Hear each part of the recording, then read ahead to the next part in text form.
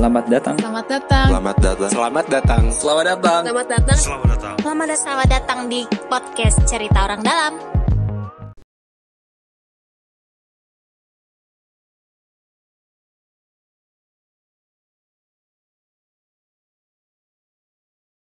Contohnya nih, gue kasih contoh sedikit. Iya, boleh. Lo tahu nggak ada namanya bangunan Chandranaya? Itu bangunan bekas tuan tanah Tionghoa ya. Nah, Itu di mana? Di Jakarta. daerah Gajah Mada ya, Jon. Gajah Mada, ya. Gajah Mada atau mana ya? Gue lupa ya. Dan di sekelilingnya dibikin Hotel Mercure, Pak. Ya, bangunan ini tetap ada, nggak apa-apa, gitu kan. Bahkan terjaga. Dan Hotel Mercure juga ikut menjaga gitu. Itu salah satu contoh yang baik kalau Iya. di ibu kota. Tadi nyambung deh, kalau nggak salah ya di mana ya? Gue sempat lihat tuh katanya di Pasar Ikan tuh, di dekat Kampung Akuarium. Kalau nggak salah kan kayak jadi sekarang ada museum juga ya? Museum Bahari. Museum Bahari. Bukan. Di seberangnya. Pasar Ikan. Iya, di Pasar Ikan ya. Itu yang kita gali tuh. Di situ yang temukan itu. Iya. Iya. Jadi kan kondisinya tadi tetap kampungnya tetap terbangun, tapi terjaga juga tuh ada ada museum yang mau dibangun juga kan. Jadi bener sih, maksudnya penting juga biar nggak lupa dengan menghalangi pembangunan, tapi tetap ingat lah dalam tanda kutip gitu. Iya, setuju gue. Dan kemarin juga ada yang suruh tuh, mereka mau bikin apartemen kampung gantung gitu ya. Kampung Susun. Kamu susun. Ini iya. akuarium. Di wilayah akuarium. Tapi di situ kan dulunya ada bangunan tuh. Iya. Bangunan cagar budaya. Nah, sebelum dibangun ya mereka penggalian dulu tuh. Tim kami. Iya. Tapi sebelumnya bukannya pas digusur pertama kali juga bastionnya kalau nggak salah juga kena ya? Iya, Ada bahasan sempet kotanya kena juga. Iya, jadi mereka dulu bilang peduli sejarah tapi juga babat abis aja. Iya. Ya sebenarnya sama aja lah ya.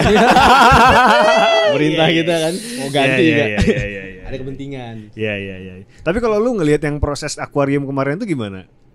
Kan dia cukup partisipatif dan memperhatikan si nilai-nilai sejarah tadi. Kalau lu ngelihatnya gimana dalam proses pembangunan yang seperti itu?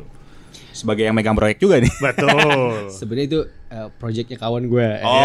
Oke. Klarifikasi takut ya. Bagus nih Pak. Bagus Pak.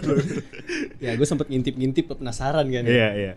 Dan sebenarnya ya itu salah satu contoh yang baik juga sih. Sebelum ada etiket baik juga dari para arkeolog dan dari si yang orang yang mau ngebangun inilah ya. Kontraktornya.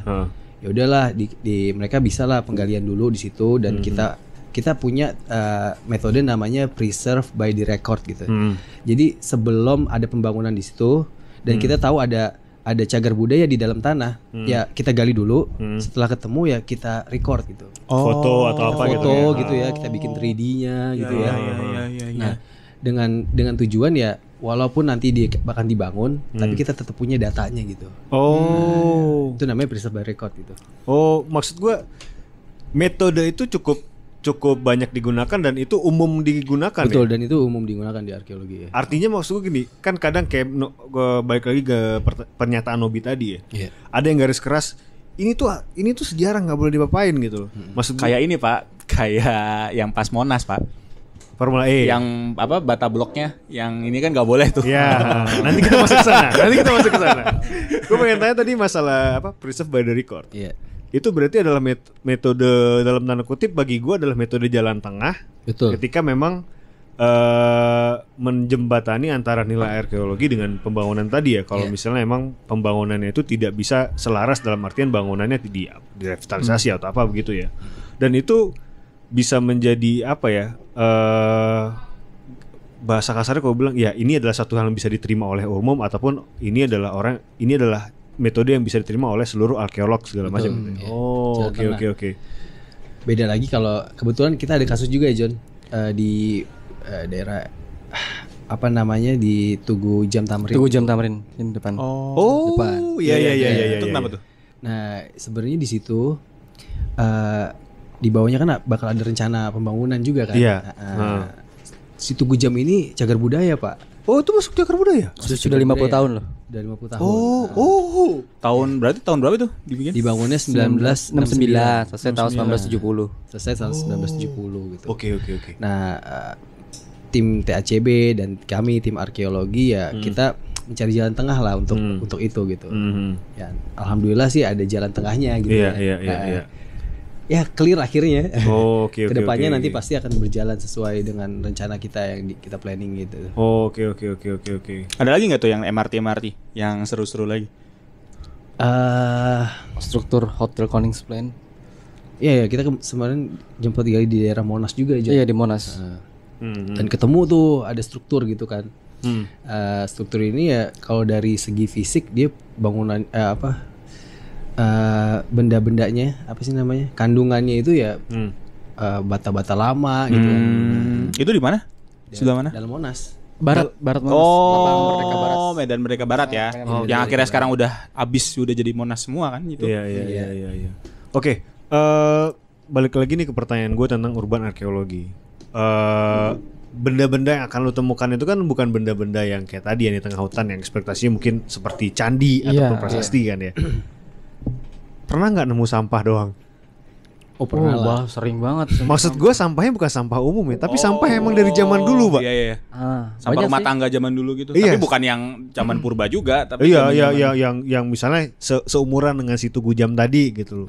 Ini yang megang temuan nih, John. Banyak sih, antara lain peluru. Oke. Peluru itu nggak aktif ya, tapi ya. Terus koin, terus pipa rokok, cangklong. Ya itu sampah-sampah. Itu kalau dijual berapaan, Pak? Oh salah ya. Waduh. Mindsetnya beda ya. Bapak ini tweet saja. Itu ngeri kalau udah masalah harga, Pak. Kalau kayak misalnya kemasan makanan apa gitu. Makanan permen lote. Tahun berapa itu, Pak?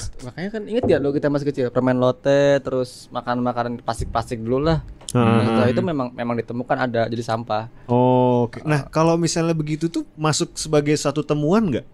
Misalnya nih, kalau misalnya gue nggak tahu ya klasifikasi kemudian itu masuk ke cagar budaya atau enggak gitu kan ya.